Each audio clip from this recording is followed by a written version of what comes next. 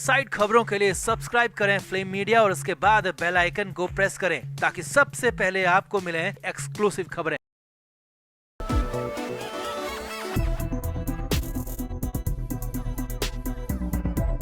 Sanjay Raut jail से बाहर हैं, लेकिन जेल से बाहर भी उन्हें राहत कहां है। आफत लगातार बढ़ ही रही है, कम नहीं हो रही। और इस बीच कोर्ट में सुनवाई भी हो गई, संजय राउत की पेशी भी हो गई, लेकिन कोर्ट के अंदर जो हुआ वो हैरानी भरा था। संजय राउत बहुत कुछ कहना चाहते थे, करवाना चाहते थे, बहुत कुछ डिमांड कर रहे थे, लेकिन चाहकर भी कुछ कर नहीं पाए। जी हाँ, बोलते रह गए, किसी ने सुना नहीं। उल्टा फटका वाला पड़ गया बड़ा वाला, जिसमें खासे मायूस हो गए, रुआंसे हो गए। हालात ठीक होने के बजाय राउत के लिए और ज्यादा बिगड़ गए हैं। तो बताते हैं आपको सब कुछ, मुंबई की कोर्ट में क्या हुआ सुनवाई के दौरान। आप भी इस वीडियो को शेयर करें और कमेंट करके अपनी राय जरूर दें। हमारे व्लॉग चैनल नीतू की पैटर्न का नया व्लॉग आ गया है, उसे जरूर देखें, जिसके लिए लिंक डिस्क्रिप्शन में दिया है। लाइक, शेयर और सब्सक्राइब भी करें।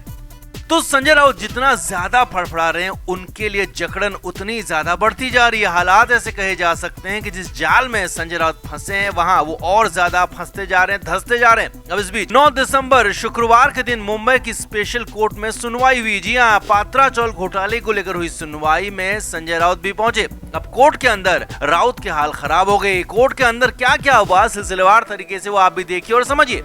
सुबह सुबह मामले की सुनवाई थी और तय समय से पहले ही संजय राउत कोर्ट पहुंच गए थे। असल में संजय राउत को जब जमानत दी गई थी तो उसमें शर्त ये भी थी कि पात्रा चौल घोटाले में जब भी सुनवाई होगी तो संजय राउत को खुद कोर्ट में पेश होना होगा, और शर्त का पालन नहीं हुआ तो संजय राउत की जमानत रद्द भी हो सकती है। लिहाजा डर कर, घबरा कर भले ही संजय राउत कोर्ट तो पहुंच गए, लेकिन हालत उनकी खराबी थी।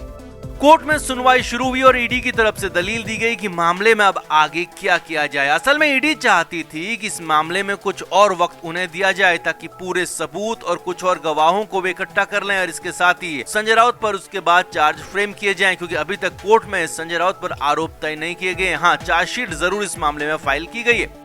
तो ईडी की तरफ से कहा गया कि उन्हें कुछ और वक्त चाहिए, कुछ और इन्वेस्टिगेशन बची है, कुछ और सबूतों को जमा करना है, कुछ और गवाहों को खड़ा करना है, जिसके बाद कोर्ट ने संजय राउत और उनके वकील की तरफ से दलील देने को कहा। अब यहाँ पर संजय राउत जल्द से जल्द सुनवाई चाहते थे, क्योंकि राउत का मानना है कि बिना बात के मामले को खींचा जा रहा है और ईडी को मौका आगे और नहीं मिलना चाहिए, ईडी को समय नहीं मिलना चाहिए। मामले में जल्द से जल्द आगे बढ़ा जाए ताकि उनके पक्ष में ही फैसला आ जाए, जल्द से जल्द आ जाए।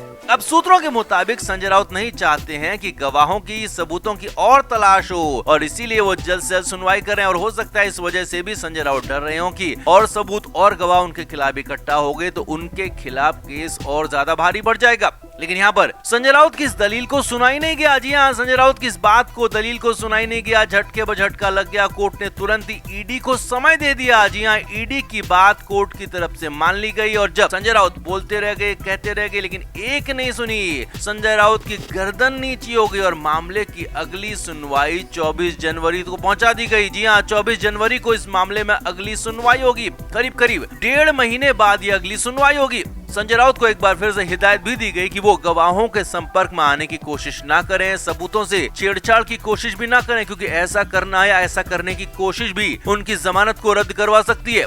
और उस पर संजय राउत जो जल्द से जल्द सुनवाई की मांग कर रहे थे, उसमें ईडी को और ज्यादा समय मिल गया। 24 जनवरी को इस मामले की सुनवाई होगी। यानी कि एक तरह से ईडी ने यहाँ पर भी मौके पर चौका मार लिया और अपने लिए कोर्ट से समय ले ही लिया, वक्त ले ही लिया, और जो कि संजय राउत नहीं चाहते थे वही यहाँ पर हो गया। अब इस केस में आगे क्या होगा वो भी समझिए। तो माना जा रहा है कि 24 जनवरी की सुनवाई में ईडी नए सबूत और नए गवाह भी पेश कर सकती है, और उसके बाद संजय राउत पर चार्ज फ्रेम किए जाएंगे। यानी कि आरोप तय होंगे कि संजय राउत ने क्या किया, क्या इस पूरे घोटाले में गड़बड़ी हुई, और संजय राउत पर आरोप क्या है, संजय राउत पर आरोप क्यों है। आरोप तय होने के बाद मामले में ट्रायल शुरू होगा, और ट्रायल शुरू होने के बाद सुनवाई में वक्त लग सकता है। यानी कि जो संजय राउत चाहते थे कि जल्द से जल्द सब कुछ हो ताकि उन्हें आनन फानन होने का फायदा मिल सके, सबूत कम होने का फायदा मिल सके, गवाह कम होने का फायदा मिल सके, तो फिलहाल ऐसा दिख नहीं रहा है, ऐसा हो नहीं रहा है, क्योंकि कोर्ट ने ईडी को समय दे दिया है। 24 जनवरी को अब मामले की सुनवाई होगी, और 24 जनवरी के बाद जल्द जल्द इसकी सुनवाइयां हो सकती हैं, और उसके बाद कभी भी आरोप संजय राउत पर तय हो सकते हैं, जिसके बाद मुश्किलें बढ़ सकती हैं, क्योंकि ईडी ने आरोपों को साबित कर दिया। अगर कोर्ट ने भी उसे मान लिया तो फिर तो सजा होगी, लंबी सजा होगी, कड़ी सजा होगी। तो कुल मिलाकर संजय राउत के हाल खराब हैं, इसीलिए तो संजय राउत जब कोर्ट से बाहर निकले तो बेहद झुके हुए उनके कंधे थे, चेहरे पर एकदम रुआंसापन था और एक तरह से मायूस नजर आ रहे थे। तो क्योंकि उन्हें पता था कि उनके सारे के सारे दांव उल्टे पड़ रहे हैं, उनके दांव उनको फायदा दे नहीं रहे हैं। तो आपका इस पूरे मामले पर क्या कहना है, संजय राउत के हालात पर क्या कहना है, कमेंट करके आप भी जरूर बताएं और वीडियो को शेयर भी करें। हमारे व्लॉग चैनल नीतू की पलटन का नया व्लॉग आ गया है, उसे जरूर देखें, जिसके लिए लिंक डिस्क्रिप्शन में दिया है। लाइक, शेयर और सब्सक्राइब भी करें। तो संजय राउत के हालात खराब है, ये हम सभी जानते हैं और खुद भी संजय राउत कहते रहे हैं कि उनकी हालत ठीक नहीं है। लेकिन ये सब कुछ मुंबई में सुबह सुबह साफ साफ दिख भी गया। जी हाँ, संजय राउत की खराब हालत, राउत की बुरी कंडीशन, सब कुछ नजर आ गया साफ साफ। और इससे भी बड़ी बात, राउत की आंखों में पूरा सच भी दिख गया। तो वो सब कुछ सिलसिलेवार तरीके से आप भी देखिए। पात्रा चौल घोटाले में ही संजय राउत की पेशी थी। राउत मुंबई के सेशंस कोर्ट पहुंचे थे। अब भले ही संजय राउत लाख दावे करें कि उनके साथ कई लोग हैं, लोगों का हुजूम उनके साथ है, समर्थन उनके साथ है, लेकिन सच तो यही है कि संजय राउत अकेले ही कोर्ट पहुंचे थे। जी हाँ, उनके साथ उनके समर्थक या कहें कि कोई साथी तक भी नहीं था और राउत अकेले चलकर कोर्ट पहुंचे। अब इस दौरान संजय राउत जब पैदल चल रहे थे तो उनके पैरों में दम ही नजर नहीं आया। जी हाँ, राउत की हालत इतनी ज्यादा कमजोर हो चुकी है कि संजय राउत के पैर तक लड़खड़ा रहे थे। जी हाँ, राउत ठीक से चल नहीं पा रहे थे। राउत के स्टेप्स में साफ साफ झलक भी रहा था। अब या तो संजय राउत के पैरों में परमानेंट दिक्कत आ गई या फिर संजय राउत को कुछ हालिया दिक्कत हुई। लेकिन हाँ, इतना जरूर है कि संजय राउत को पहले ये दिक्कत नहीं थी, लेकिन अब जेल से बाहर आने के बाद संजय राउत के पैरों की हालत खराब थी और वो लड़खड़ा रहे थे। आगे देखिए। अब तो संजय राउत को जेल से बाहर निकले भी कई दिन हो चुके हैं, लेकिन इसके बाद भी उनकी रिकवरी नहीं हो पा रही है। उनके चेहरे पर ये साफ नजर आ गया। संजय राउत के गाल पिचके हुए थे, अंदर धसे हुए दिखे। राउत का चेहरा बिल्कुल मुरझाया हुआ था और ऐसा लग रहा था कि जैसे अभी अभी जेल से बाहर निकल कर आए हों और संजय राउत ठीक से खा भी नहीं पाए हों। आगे देखिए। संजय राउत की आंखों में सबसे ज्यादा खराब हालात थे। राउत की आंखें बिल्कुल धसी हुई थी, पीली लग रही थी, जो कि एक बीमार और बहुत ज्यादा बीमार शख्स की आंखें होती हैं। बिल्कुल वैसी ही आंखें संजय राउत की नजर आई। बिल्कुल धसी हुई आंखों में जो सच दिखा वो शायद संजय राउत दिखाना नहीं चाहते थे, क्योंकि संजय राउत की हालत वाकई खराब है। वो भले कहते रहे हैं कि वो डरते नहीं है, डरेंगे नहीं, लेकिन उनकी आंखों में डर, खौफ, भय साफ नजर आया। और संजय राउत के शरीर ने उनकी कमियों को, उनकी मुश्किलों को, उनके हालात को, उनके खराब और डरावने हालात को दिखा दिया, बता दिया। अब वैसे भी खुद जेल से बाहर आने के बाद संजय राउत ने कहा था कि उन्हें सही से दिखना बंद हो गया, उन्हें सुनना कम हो गया और यहाँ तक कि वो बोल भी ज्यादा देर तक नहीं पाते हैं। और वो साक्षात यहाँ पर दिख भी गया, साफ साफ सबके सामने नजर भी आ गया।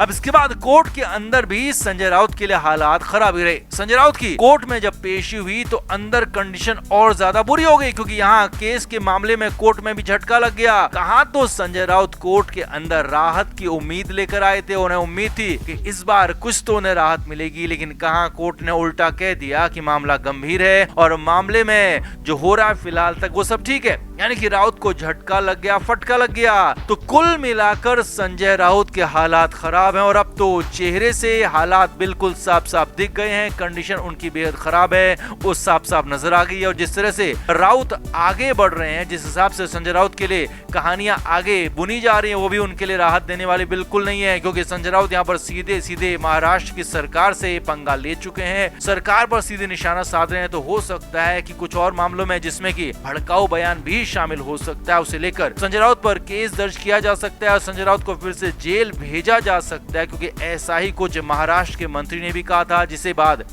संजय राउत ने भी कहा था कि क्या इसे धमकी माना जाए। और अब अगर ऐसे हालात में, ऐसे लड़खड़ाते पैरों वाले हालात में, धसी हुई आंखों वाले हालात में और पिचके हुए गाल वाली हालात में संजय राउत अगर जेल जाते हैं और जेल की रोटी उन्हें फिर से खानी पड़ती है, काल कोठरी में जाना पड़ता है, तो फिर तो उनके हालात किस कदर खराब हो सकते हैं, किस तरह से संजय राउत की कंडीशन जेल के अंदर अब की बार खराब हो सकते हैं, उसका सिर्फ अंदाजा लगाया जा सकता है, उसकी कल्पना भी नहीं की जा सकती है। तो आपका संजय राउत के इन खराब हालात पर क्या कहना है, कमेंट करके जरूर बताएं। और क्या संजय राउत को अब जेल से वाकई डर नहीं लगता, या फिर संजय राउत अंदर से डरे हुए हैं, बाहर से डर दिखा नहीं रहे? कमेंट करके आप भी जरूर बताएं और वीडियो को शेयर भी करें।